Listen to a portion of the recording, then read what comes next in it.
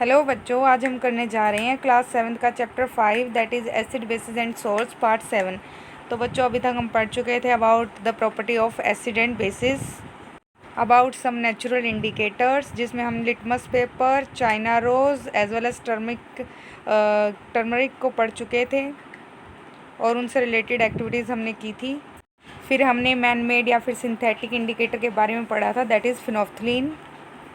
Neutralisation के process के बारे में पढ़ चुके थे। आज हम शुरू करने जा रहे हैं फ्रॉम पेज नंबर 55। तो सभी बच्चे अपनी एनसीईआरटी का 55 पेज नंबर निकाल ले। We will start from the neutralisation in everyday life. Indigestion, our stomach contains hydrochloric acid. अभी आप सोच रहे होंगे कि हमारे पेट में HCl कैसे प्रेजेंट हो। तो बच्चों, आपको जानकर हैरानी होगी कि हमारे स्टमक में भी HCl है। आप ऐसा इसलिए सोच रहे होंगे क्योंकि मैंने पहले आपको ये बताया था, जो HCl है वो हम लैब में प्रिपेयर करते हैं, but HCl is naturally also occurring in our stomach. तो वहाँ पर इसका क्या काम है? अगर ये हमारे HCl हमारे स्टमक के अंदर प्रेजेंट है, हमारे अमाशय के अंदर प्रेजेंट है, तो ये वहाँ पर हमें हमारे अमाशय को क्या कर सकता है? डैमेज कर सकता है। लेकिन आप पहले ही डाइजेशन वाले चैप्टर में पढ़ चुके हैं कि जो हमारा स्टमक है उसके ऊपर म्यूकस की जो म्यूकस एक हमारा प्रेजेंट होता है, वो क्या करता है बेसिक इन नेचर, वो HCl के इफेक्ट को न्यूट्रलाइज कर देता है। तो बेसिकली HCl का काम क्या होता है? It help us to digest food. यह हमारे फूड को डाइजेशन करने में हेल्प करता है। And you also learn in chapter 2, जैसा मैं आपको बता ही चुकी हूँ। But too much of acid in the stomach cause indigestion, यह भी हम पढ़ चुके हैं। कई बार आपको पेट में जलन महसूस होती है। क्यों होती है? क्योंकि आप जब ज़्यादा ऐसा खा लेते हो जंक फूड जो आपका पूरी तरह से डाइजेस्ट नहीं हो पाता, तो जो HCl या एसिड है वह हमारे पेट में इकट्ठा होना शुरू हो जाता है, जिसके कारण हमारे पेट के अंदर एसिडिटी की प्रॉब्लम स्टार्ट हो जाती है। समटाइम इंडाइजेशन इज़ पेनफुल, और यह इतनी ज़्यादा पेनफुल होती है कि अनबियरेबल होती है। To relieve indigestion we take an antacid such as milk of magnesia, very very important. जैसा मैंने आपको पहले भी बताया था, हमने एक टेबल किया था, वहाँ हमने मिल्क ऑफ मैग्नीशिया के बारे में पढ़ा था। मिल्क ऑफ मैग्नीशिया के अंदर कौन सा बेस होता है? हमारा मैग्नीशियम हाइड्रोक्साइड। तो यह क्वेश्चन कॉम्पिटिटिव एग्जाम में बहुत बार आता है, इसलिए आप ध्यान से इसको याद रखें कि मिल्क ऑफ मैग्नीशिया में कौन सा बेस है और ये क्या काम आता है। यह हमारी एसिडिटी की प्रॉब्लम को ठीक करता है, विच कंटेन्स मैग्नीशियम हाइड्रोक्साइड, जैसा कि यहाँ पर आपको आंसर भी साथ में दे दिया गया है। और it neutralise the effect of excessive acid, और ये न्यूट्रलाइज कैसे करता है भाई? ये बेस है और HCl, देखो HCl क्या है? एसिड है, और जो मैग्नीशियम हाइड्रोक्साइड क्या है? वो हमारा बेस है।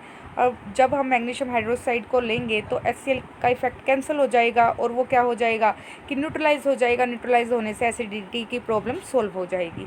तो आई होप आपको यह समझ में आ गया होगा। Next come to the ant bite, यह भी बहुत इंपॉर्टेंट टॉपिक है। आंट बाइट, सभी ने घरों में चींटियाँ देखी होगी। आपने देखा होगा कि कई बार हमें बाइट कर लेती है, काट लेती है, और बहुत ही पेन होता है।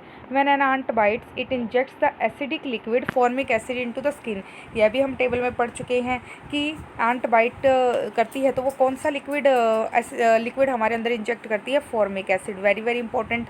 और यह the effect of the acid can be neutralised bye rubbing moist baking soda. तो यहाँ पे भी फिर से मैंने आपको एक इंपॉर्टेंट चीज़ यहाँ पहले जो बता चुकी हूँ, फिर से मैं इसको हाईलाइट कर रही हूँ कि बेकिंग सोडा का केमिकल नेम क्या है? Sodium hydrogen carbonate, very very important, क्योंकि एक्सरसाइज में भी ये क्वेश्चन गिवन है। तो मैं साथ साथ आपको क्वेश्चन के बारे में बता रही हूँ, आप इसको लर्न कर ले। बेकिंग सोडा का केमिकल नेम क्या है? Sodium hydrogen carbonate. और आंटबाइट में कौन सा एसिड प्रेजेंट होता है? Formic acid. अब आते हैं आंटबाइट पर। जब आंटबाइट करती है तो हमें क्या रगड़ना चाहिए? रब करना चाहिए। हमें हमारे घर में पड़ा हुआ बेकिंग सोडा रब करना चाहिए।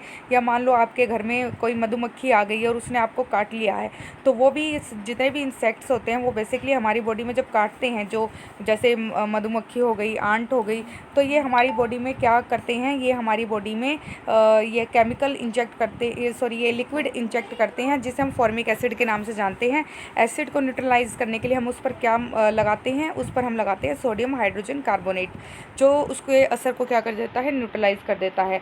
और calamine solution which contains zinc carbonate. तो बच्चों वेरी वेरी इंपॉर्टेंट, ये क्वेश्चन पे बच्चों का ध्यान बिल्कुल बिल्कुल भी नहीं जाता। अगर हमारे पास बेकिंग सोडा नहीं है तो हम कैलेमाइन सॉल्यूशन डालते हैं और आपसे पूछा जाता है कि जो कैलेमाइन सॉल्यूशन है उसके अंदर क्या प्रेजेंट है, जिंक कार्बोनेट। तो याद रखना जिंक कार्बोनेट किस में प्रेजेंट है, कैलेमाइन सॉल्यूशन में। अगर हाइड्रोजन कार्बोनेट ना हो तो यह भी हमारा एक बेस की तरह काम करता है और हमारे जो एसिड जो फॉर्मिक एसिड है उसको न्यूट्रलाइज कर देता है। आई होप आपको इतना समझ में आ गया होगा। Next come to the soil treatment. Excessive use of chemical fertilisers make the soil acidic. जैसे कि हम अगर बहुत ज़्यादा मात्रा में फर्टिलाइज़र्स का यूज़ करेंगे जैसे कि पोटाश, यूरिया एक्सेट्रा, तो उससे सोइल बहुत ज़्यादा एसिडिक हो जाएगी। और आपको पता है कि सोइल न्यूट्रल होनी चाहिए, ना ज़्यादा एसिडिक ना ज़्यादा बेसिक। अगर आपकी सोइल एसिडिक होगी, आपके जो खेत है या फिर आपका जो फील्ड है उसकी सोइल एसिडिक है, तो वहाँ पर कोई पौधा ग्रो नहीं करेगा, कोई भी फसल नहीं होगी। ऐसे ही बेसिक होगी तो भी फसल नहीं होगी। तो फार्मर करते क्या है, वहाँ जहाँ पर फसल नहीं हो रही वहाँ की मिट्टी को एज अ सैंपल लैब में भेजते हैं और वो चेक कर कर बताते हैं कि मिट्टी एसिडिक है या बेसिक। तो plants do not grow well when the soil is either too acidic और too basic. When the soil is too acidic it is treated with bases like quick lime और स्लेट लाइम। तो बच्चों यहाँ से एक और competitive exams का question निकल कर आया है, मैं इसलिए अब साथ साथ बता रही हूँ, बहुत कॉम्पिटिटिव एग्जाम आपके आगे होंगे। तो यहाँ एक क्वेश्चन आया कि जब अगर मान लो फार्मर को पता लग गया कि उसकी सोइल एसिडिक है, तो जो लैब वाले हैं या फिर साइंटिस्ट है उसको क्या रिकमेंड करेंगे, वो रिकमेंड करेंगे कि वो इस सोइल में क्या क्या डाले ताकि जो उसका एसिडिक इफेक्ट है वो न्यूट्रलाइज हो जाए। तो ऑब्वियस अभी तक आप समझ गए होंगे। तो उसमें क्या डालेगा, वो डालेगा बेस। जब बेस कौन सा, क्विक लाइम। अब एक नंबर का क्वेश्चन ये होता है कि क्विक लाइम का अदर नेम क्या है, कैल्शियम ऑक्साइड, याद कर लो अभी के अभी। और स्लेट लाइम को हम किस नाम से जानते हैं, कैल्शियम हाइड्रोक्साइड।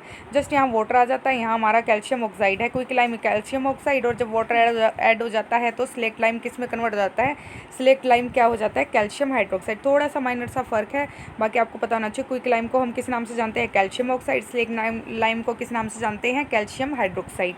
तो यहाँ ये दो नाम आपको याद करने बहुत ज़रूरी हैं क्योंकि एग्ज़ाम में बहुत बार पूछते हैं आपसे इनके कॉमन नेम।